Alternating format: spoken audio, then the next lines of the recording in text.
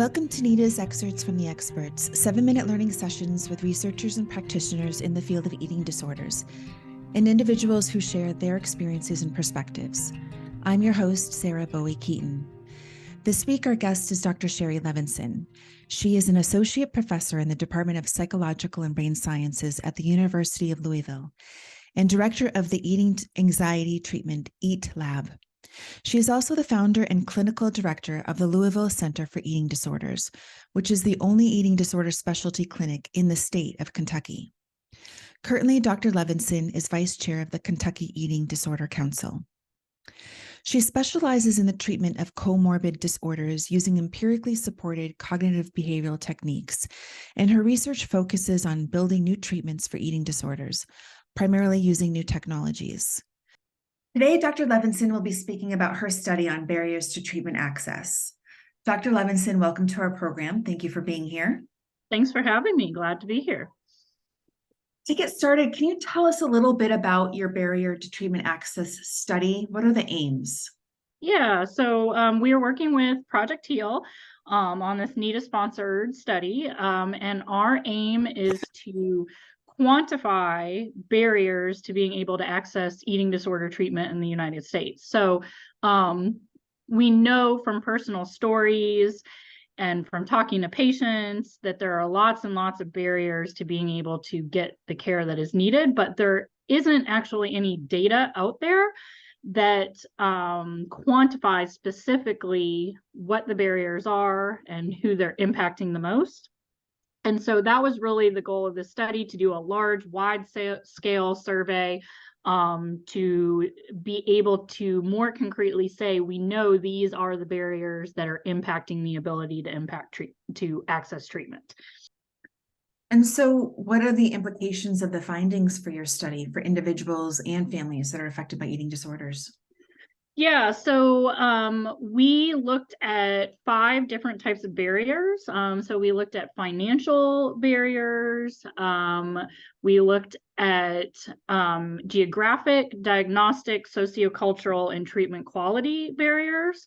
We also looked at demographics to see if there were certain subpopulations that were more impacted by barriers. And what we found, and this is probably not going to be surprising to anybody really, is that financial barriers were the #1 barrier to accessing treatment.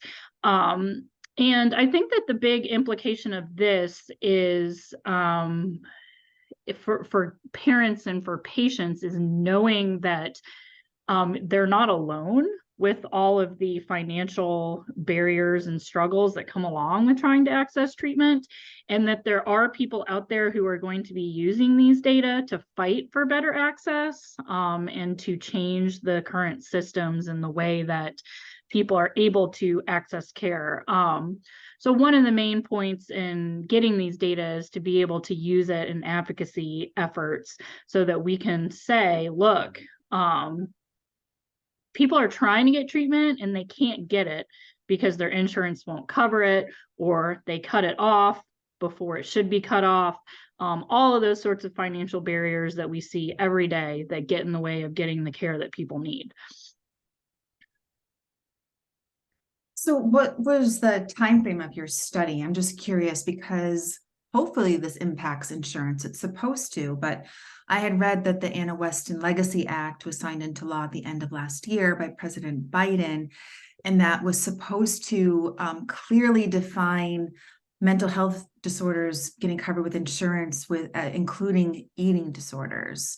And so that's supposed to open up access to care and be less of a financial burden. But I'm wondering if some of your study was, pre this law being passed, or maybe it takes a long time for something like this to actually get traction and have an impact. Yeah, I mean, we just finished data collection a couple months ago, so some of it was probably pre-passing of the law, but most of it was post. And, it's one thing to sign a law into it's one thing to sign a law and say we're going to do this, right? Mental health parity has been something for many, many years that the government has said mental health should be considered the same as physical health, but every state actually has a score on mental health parity. And if you look across the 50 states in the United States, I think 46 states get an F. One state gets, I think, a C, and then the other ones have D minuses or Ds. While mental health parity is something that the government is saying that should happen, practically, that's not actually something that we're seeing. These data, I think, bolster the evidence that they very, very clearly say people are having trouble getting treatment, and financial barriers are the number one reason why they're not getting treatment. The other really important thing about this study is that, as I mentioned, we also looked at subpopulations and demographics. And what we found there were two really interesting findings that I think are really important. And the number one finding was that people who hold minoritized identities are experiencing significantly more barriers to accessing treatment. And also people who are getting a diagnosis of OSFED, primarily atypical anorexia nervosa, are also the folks who are having the most barriers. So I think this is really important for us, for everyone in the eating disorder world, and for people in the advocacy world, and our legislators to know that, first of all, these barriers are impacting everyone, but they are impacting people who have minority identities and who don't hold what we see as kind of a typical eating disorder diagnosis, more so than people who don't have those identities or diagnoses. And so I think that's also really important, because it means that advocacy efforts need to be thinking about including everyone in their advocacy work, right? So that we're making sure that people with all different diagnoses and all different identities are able to access eating disorder treatment. Yeah, absolutely. Going back to the financial barriers, what is this, mostly inpatient treatment, or what is the prohibitive financial costs associated with treatment for eating disorders? Yeah, it's across the range of treatments. So we asked about a whole bunch of different financial barriers. So we asked about things like not being covered at all, not being able to access the specific type of care that the person needed. A lot of it was either people are able to go into inpatient for a little bit, and then insurance cuts them off when maybe they reach a certain BMI, or not being able to get outpatient treatment due to no one taking insurance in their area. I think, one thing that I see all the time, and that is something else that we were finding here, is that many treatment centers only take commercial insurance.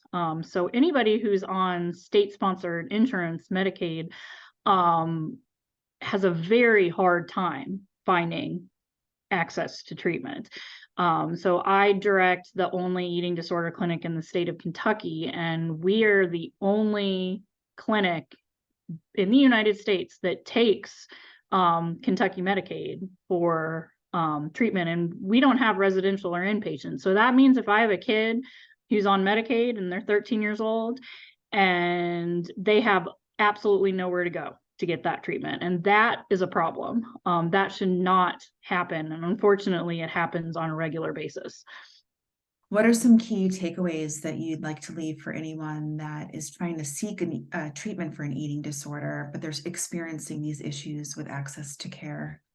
Yeah, I think that what I would say is to keep fighting, to call your legislators, to plug into the advocacy communities in your community, because there are people that are fighting to change this. And we really, part of being able to change these systems that make it hard for people to access care is data, but the other part is hearing lived experiences and having people who have experienced this actually talking to people in the positions that can make changes happen. So really just knowing that your voice is so important, and that if you've experienced these sorts of barriers, the more you can speak up and let people know about it, the more we're going to see change happen. Well, thank you for all the hard work that you're doing and bringing attention to this really important topic.